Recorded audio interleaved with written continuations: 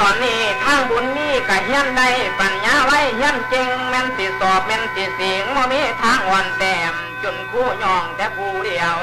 แต่เป็นนาเสียใจแท้บ่มีเงินสิใส่ใจไปขอพ่อเพิ่นสิให้พ่อใดแน่บ่น้องค่าค่าเฮียนนั่นก็เสียหลายไปขอพ่ออยู่บ้านสิหาให้ซำใดหลังจากบุญมีหนีจากบ้านบ่มีไผสิมาซอยป่าให้พ่อแม่เฒ่าๆทำต่างอยู่กินหน่อยนึงนั้นมีคนลวงเขามาถือจดหมายสิปอนมือถึงเฒ่าขอพ้นต้นจดหมายลูกใต้สั่งการสอบเสียงได้สมหวังกะสิได้ขึ้นห้องเพิ่มหน้านี่บ่รนเสื้อและตรงบ่มีแนวสิได้น้องพ่อแม่เนาอยู่บ้านเสียหาให้บ่ละเงินบุญมี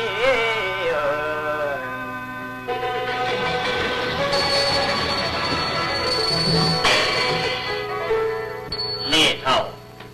ค่อยก็ได้รับจดหมายจากเท่าบุญมีว่าต้องการเงินคำไปซื้อทรงซื้อเสื้อเท่าเทียดจังไหนล่ะคือเท่าเอ้ยโอ้ยข่อยกับอุ๊บอยู่คือกันนี่ล่ะเรื่องเงินเรื่องทองนี่จักสิไปหาทางใดล่ะเฮาต้องหาทางใดทางหนึ่งให้จนได้น่ะเฒ่าเอ้ยโอ้สบายดีพ่อเฒ่าสบายดีพากันจมพิสังอยู่เดียวเนี่ยไปจมในเรื่องเงินคำนี่นะไปให้ลูกของข่อยเดี๋ยวนี้เท่าบุญมีเล่าดีหลายเด้ได้ยินข่าวเล่าสอบเล่าเสียงกะคู่บาก็ยกย่องสรรเสริญเราอยู่โอ้ยไปกะบุญคุณของเราอยู่อยากมีลูกชายคือเจ้าเด้พ่อเฒ่าเว้ยบ่ฮู้ว่าเสียจังได้เดี๋ยวเนี่ยเอาเปลี่ยนกันซะเพียงอ่ะเปลี่ยนยังบ่ได้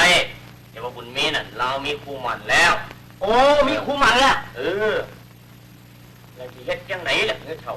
ลูกของเฮานี่ยังสิได้เงินเฮาต้องหาเงินแนวใดแนวหนึ่งน่ะส่งให้ลูกของเฮาหรือเฮาสิให้ลูกเฮาปากเปื่อยอยู่ซั่นบ่ค่อยก็คิดอยู่สำหรับว่าเงินน่ะเงินที่เฮาขายควายน่ะใส่หมดแล้ว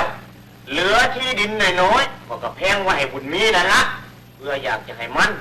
เรื่องค่อยนี่คิดว่าสิเอาที่ดินนี่บ่ไปจำเจ้าคิดซอยข่อยมึงดูบ้าพ่อเฒ่าเว้ยค่อยก็บ่คิดเห็นไผในระหว่างเนี่ยก็เนื่องจากว่าแม่ของนางบัวจันทร์น่ะเพิ่นเป็นคนหังอยู่เลยเดี๋ยวนี้แม่นอยู่เราไปคิดว่าน่ะเดี๋ยวจะเอาที่ดินเนี่ยไปจำเมียของเฒ่าเพ่งนั่น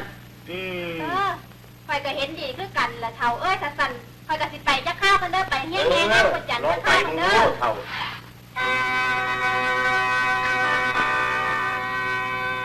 จะได้มาแล้วสิเฝ้าฟังลงที่ไปขอยืมเงินจากแม่นางจันเทเพื่อเที่ยวล่าให้กระบุญนี้ลูกอ่อนท่านบ่ไปกระบ่ได้ต้องการลาเป็นเบาบางถ้าบ่ได้สิรีบด่วนไปสาย้ายชะลาคนดีสิด่วนไปบ่มีสา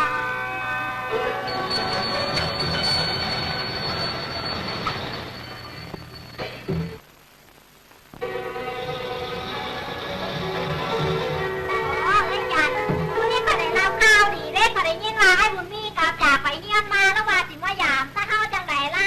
ก็นั่นล่ะสิข่อยน่ะดีใจ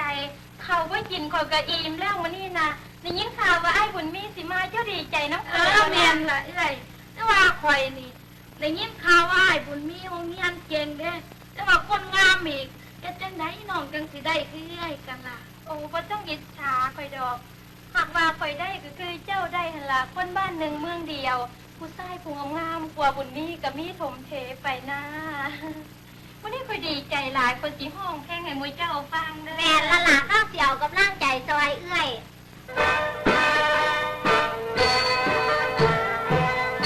คำลงเสียงจันสอดส่องนภาเ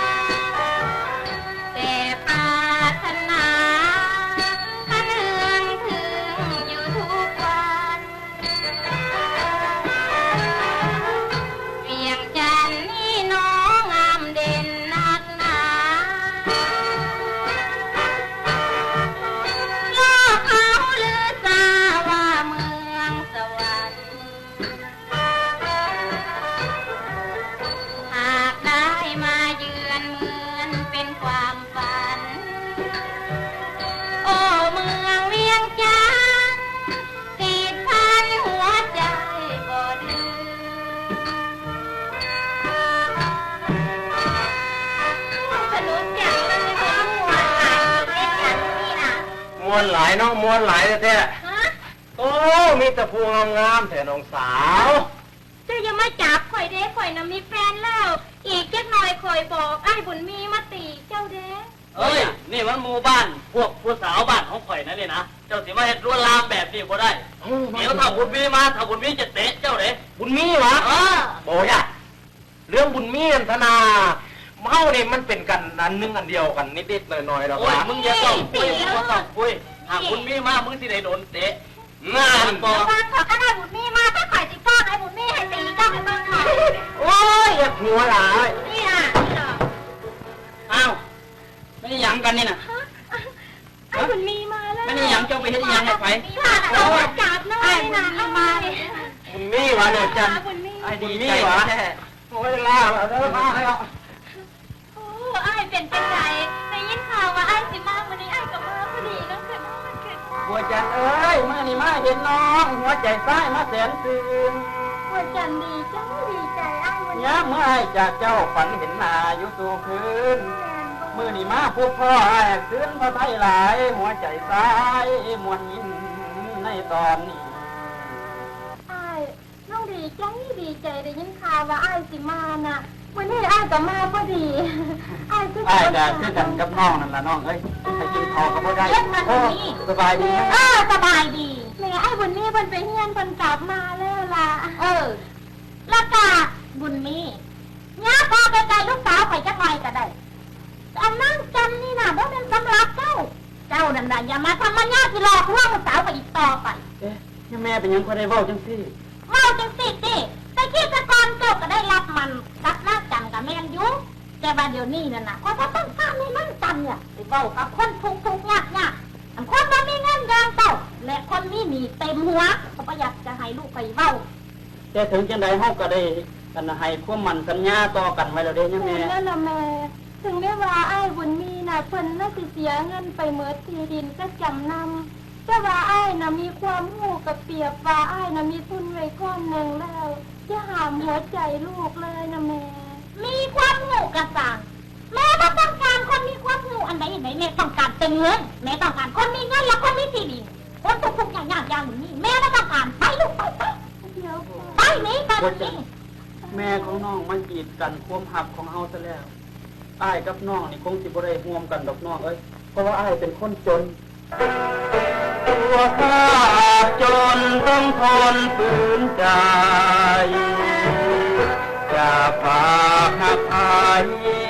ก็เกรงหัวใจเจ็บซ้ำข้าเก่งแต่ยิงว่าจนต้อยต่ำเก่งยิงจะประนามเหยียดหยามให้อายจึงห้ามหากความหาที่ดีขึ้นโศกตรมทนฝืนตั้งคืนน้ำตาตกในคิดว่ากับวันยิ่งคงเห็นใจหากคนจนไว้เป็นคู่เสน่หาแล้วข้านี้จะมอบทีจะอุทิศหากให้จนหมดราจะสร้างตัวกระยิ่งที่กัดนา